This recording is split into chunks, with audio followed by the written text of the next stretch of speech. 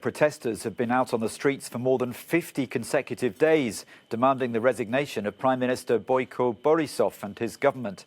The Justice Minister, Daniil Kirillov, resigned on Wednesday amid criticism of a failure to address corruption in the country. He was the fifth government minister to resign since protests swept the Balkan country back in July.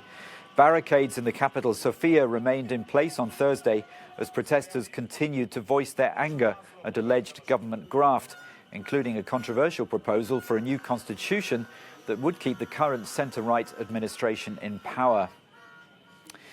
Well, our correspondent Maeve McMahon is in Brussels with more on this for us now. Maeve, Bulgaria has been an EU country now for some 12 years. People have been protesting there for almost 2 months now. What is the stance of the European Union to what's going on?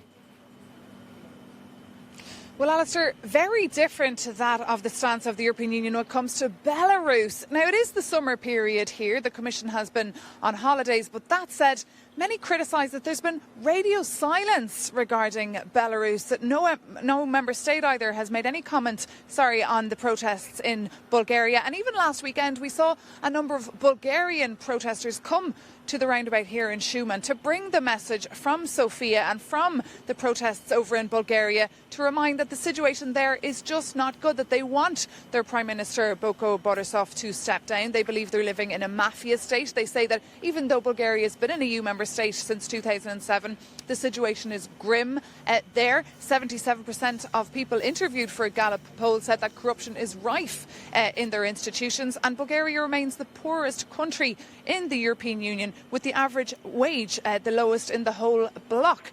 Thing is, though, Boyko Borisov, a former fireman and bodyguard, has been Prime Minister of Bulgaria for some 3 terms now. He's also a member of the European People's Party. That, of course, as you know, is the biggest political family in the European Union. So it'll be up to the likes of Donald Tusk, the former Council President and current head of that political party, the European People's Party, to sit down and have a good talk to him about the future and the plight of the 7 million Bulgarians who are looking for change, especially in this year, the year that's been so difficult on so many levels for so many people, especially in Bulgaria, EU's poorest member state. Meanwhile, the condemnation continues about the repression in Belarus, and the EU is going to be talking again about sanctions today. What's the latest on that? Well, there's a meeting underway as we speak in Berlin. Foreign Affairs ministers met yesterday and today to discuss that very issue. And sanctions is the topic on the table. But the debate is how long the list of targeted individuals should be and what names should be on them. As always, with EU debates, there's a lot of discussion. What they're trying to find is a compromise. Some member states wanted to see a very long list of names, but what we're hearing from sources is it'll be a rather more gradual approach. There'll be up to 15 to 20 names put on that list. We won't hear the names for a couple of weeks because it takes a while for all the legal aspects to be looked into. And of course, the big question as well will be whether or not to put the name Alexander Lukashenko on that list. Some member states don't want to go that far because they believe that might close off dialogue with him. Maeve McMahon in Brussels, thanks very much.